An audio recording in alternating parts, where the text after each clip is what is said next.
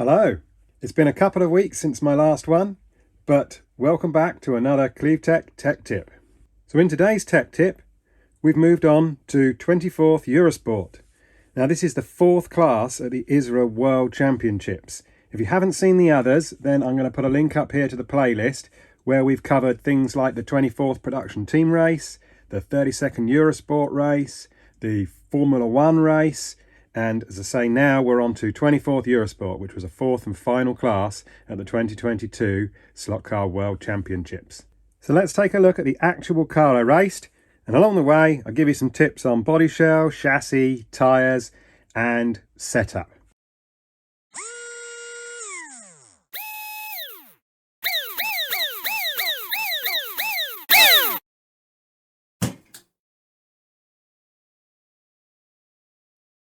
Let's start with the bodyshell. So there is no choice of bodyshell for a lot of the ISRA classes, in that you have to use the prescribed bodyshell from the rules. They approve a bodyshell for a couple of years use, and then it either gets reapproved or a new one submitted, and the bodyshells do change from time to time. But the bodyshell we have to use is this Red Fox Audi R10 ISRA Long. There are other versions of this. There are some versions that are fractionally shorter. There are some versions with slightly rounded corners at the front, but this is the version that you have to use. It's an okay shell. It provides a medium level of downforce. I wouldn't say it's a lot of downforce. These end plates here, the length of the end plates, sort of limit the downforce you get from the shell. There are shells with longer end plates you can get a lot more downforce on your chassis from, but as I say, we all have to use this body shell, so we're all limited to this. It can take some knocks. It's got quite weak points around here and here, especially at the back, and I've reinforced these across here, but you can see they've already started to split. I'll bring it a bit closer and you can see. Here we are. So you can see it's already started to split a fraction around these back corners where it's very, very thin on the moulding. If I get my other shell that I used, this one here, you can see this actually took a bit of a knock in the race, and you can probably see through it there. See my finger underneath this little corner bit here. Yeah, it's totally ripped through in that corner, took a bit of a knock. So that's where they tend to rip off and rip apart. They do take some knocks at the front, but generally the fronts of them, even though you can see it's quite squarish around here in these bulbous wheel arches, they do actually survive quite well in accidents. I don't know whether you can see my front wheels. These are front wheels made by Lucas Triska from the Czech Republic. Very nice front wheels, and I'm sure he'll be very happy that I've shown them on the video. Now, if you prepare your body shell well, you shouldn't need too much reinforcing on your body shell. If you haven't seen my video on how to prepare a body shell, I'll put a link up there. But when you round the corners nicely, you don't sort of hack at it with a pair of scissors, and you make sure that everything's nice and smooth on the edges, you shouldn't need to use too much reinforcing. So you can see this has a little bit of Lexan up the side here on the inside to reinforce the rear wing to stop it from bending down too much at the back. Has a little bit of Lexan around the front pinhole, some tape along the side to stop it from tearing in the middle. As you can see, they sometimes do. You can see there's a small mark here where the bike bar of the chassis comes up towards the edge. Sometimes they take a knock there, and also when marshals pick them up from side to side like that in an accident, sometimes they can put their fingers through the side of the body. It does happen. So a little bit along the bottom there to stop it from tearing, and a little bit around the front wheel arch where I've cut this part out here to help with flexibility of the shell. You can see it flexing there. If I didn't cut this out, then I'd have to cut the whole wheel arch out, which would also hinder aerodynamics because a lot more air would then get inside the body shell. So again, good preparation means that the body shell should survive quite nicely in your race. You are allowed 2 body shells to see you through the event, through qualifying, heats, semis and finals if you make it, and they've got to be painted fairly identically. So as you can see, I've done this with these 2 shells. They have to be 2 colours. So I've got my second colour sort of underneath where the number goes. The numbers have to be a certain size, and you can't just draw them on with a pen. They've got to be either painted on or created with a set of stickers to the correct size. So I've got my stickers there, and I've got my number on both sides. And your number is your world ranking that happens to be before that event. So let's take a look at what I practice with to start with. Now, it came with 3 chassis. I bought another chassis off of another one of the UK guys when I was there, because what I actually wanted to do was have 2 heavyweight front chassis. So you can see these have got weight at the front of them, and then 2 lightweight ones, so this one and this one here, where I've removed a lot of the weight at the front of the chassis. That's just to basically change the balance of the chassis. I quite like driving with a lot of grip, so I don't like the back of the chassis waggling around a lot. Some people like the back of the chassis to move a lot, and when you have a lot of weight at the front of the chassis, that can sometimes happen. But again, with the ISRA type shells, with these type shells here that don't generate a lot of downforce, sometimes the extra weight on the car can also help to generate a little bit more grip out the car. But I wanted a choice, so I've got 2 of each basically to do some experimentation with. Now, all through practice, I couldn't really find a great balance of the car that I wanted. The track was either too grippy, not grippy enough when I changed the tyres and played around with setups. I couldn't really feel the right balance. There might have been one practice session where I managed to do a time that was sort of on the pace of the really, really fast guys, but I was never really comfortable. So it was really hard to get a judge for what I wanted. I had pretty good motors. I was happy with the speed of the motors. I was able to live with people down the straight, acceleration, braking, etc. I was quite happy with the motor characteristics, and we'll come to that in a minute. But in the end, you can probably tell which one I settled for, and I settled for this one because this is the one with the ISRA sticker on it. And you can see this one even includes all the dirt and muck and so on off the track at the end of my last race. So why did I settle with this chassis? Well, on average, throughout the practice, it was the one that I generally did the better times with. What I'd done during practice is I'd swapped a motor from one chassis to the other, motor and tyres and body shell, and checked to see how it would perform compared to how it performed in the other chassis. And overall, this chassis seemed to perform the best with whatever motor combination I put onto the car. So I went with this one. You notice it's a lightweight front, and that's compensated by the fact that I've got a weighted guide in the front. Now, you might have seen my weighted guides from the other classes of car, and I think that balance seemed to work quite nicely. You can also see that it's got this extra addition to the chassis. Now, in case you didn't know, these are Hawkey recheck chassis. I think this one came from around about 2020 or 2021 with this extra bit sort of cut out around the front here, these extra sort of long horns at the front of the chassis.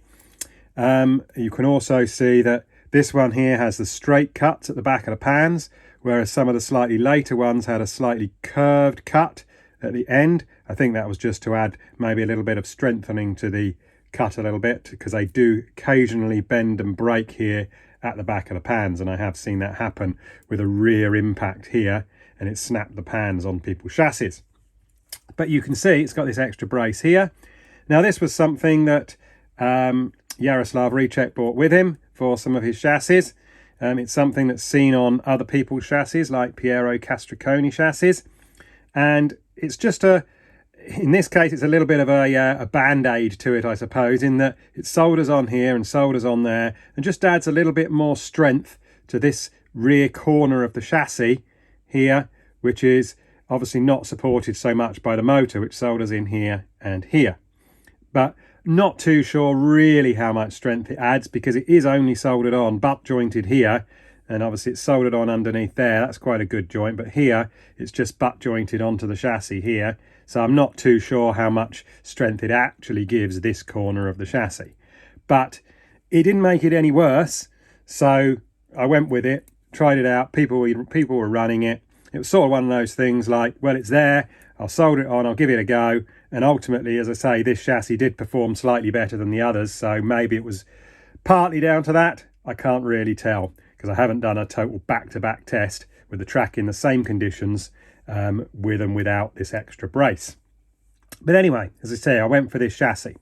You can see there's remnants of a little bit of gel tape on here. Again, I've used that on my previous chassis.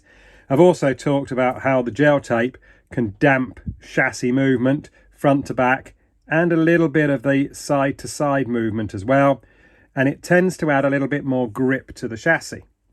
Well, come race day, grip wasn't really an issue. The track was sprayed nice and sticky. As you saw in the intro, these cars are very, very fast around the track, and it's really hard for the camera to keep up with their movement. Even at 25, 30 frames a second, they still sort of look like a bit of a blur going around the track. So they are rather fast, and I think that makes it quite difficult for some people to drive these, because they can't believe actually how fast these will go around the corners. You know, they're sort of, as a driver, you're hardwired to slow down for some corners and power it out of a corner. Well, with these, even with the low levels of downforce with these types of shell, they do corner extremely fast, and you've got to carry a lot of speed to keep any sort of downforce onto the car as you possibly can. So they can be quite tricky to drive fast. They're not hard to drive at a medium pace and pretty quickly, but they can be really hard to drive really fast, because you've got to be absolutely on the limit all the time to get the pace out of these. And I'll show you some slow-mo of these going round, and you can see sort of just how they behave around some of the corners.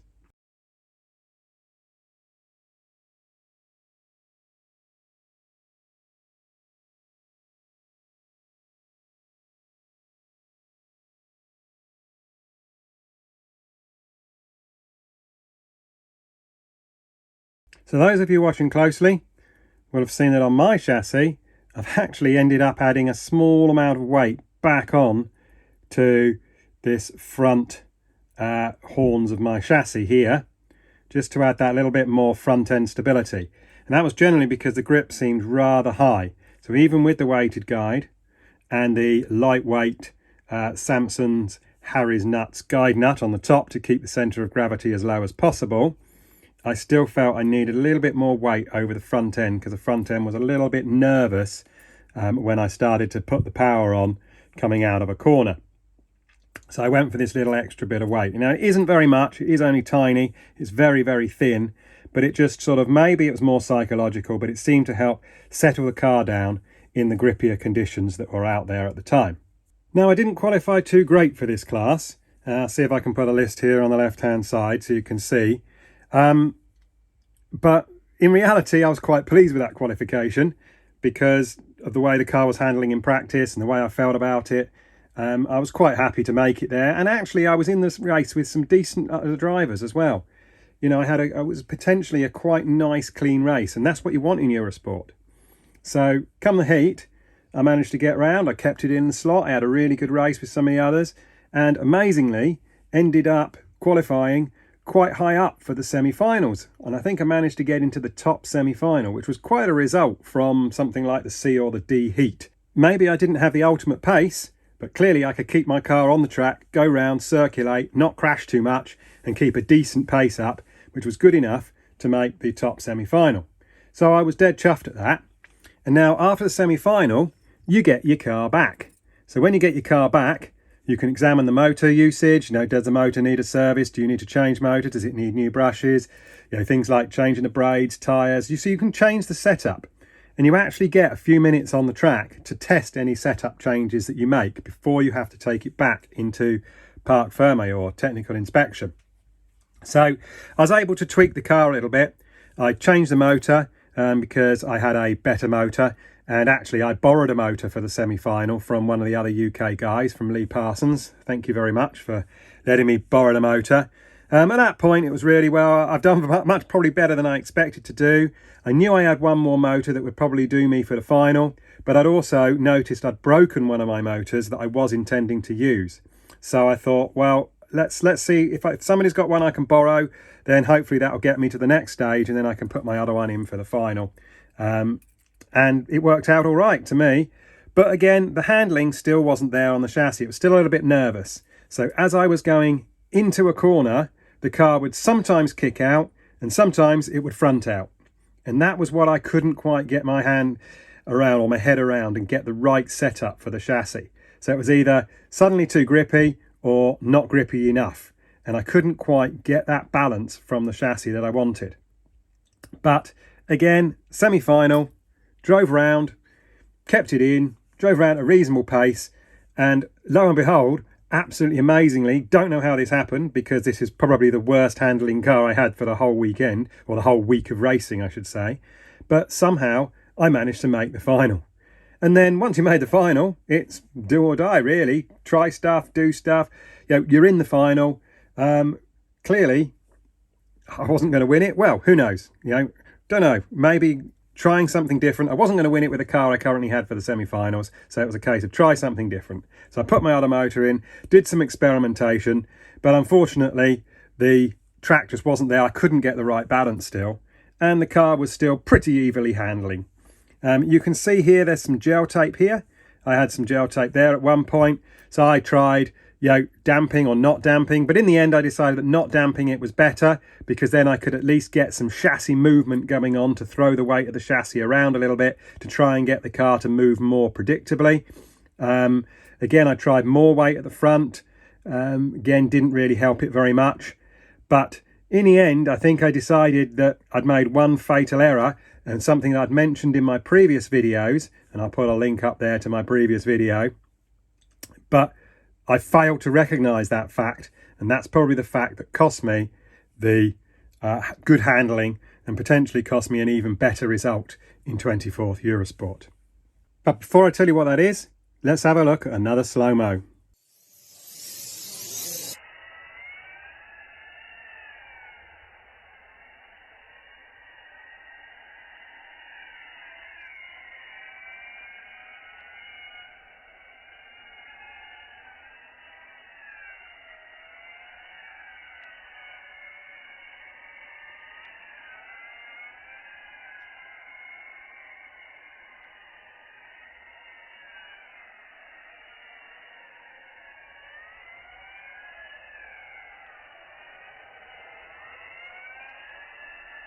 Now, I also said we'd talk about tyres, but you're going to have to wait until the next episode. So there's a lot coming up in the next one. There's how did I fail in 24th EuroSport? What did I do that was wrong on my 24th EuroSport car? Remember, I hope you've watched that video. That will give you some clue. Talking about tyres, and then we'll sum up what actually happened in the 24th EuroSport final. If you don't want to miss the next video, where I reveal all, so to speak, you probably do want to miss it if I did reveal all, but you know what I mean, reveal all in regards to my slot cars, then make sure you hit the thumbs up down below. Make sure you hit the big C that will be appearing on the screen in a moment. And I will see you all again next time. Bye for now.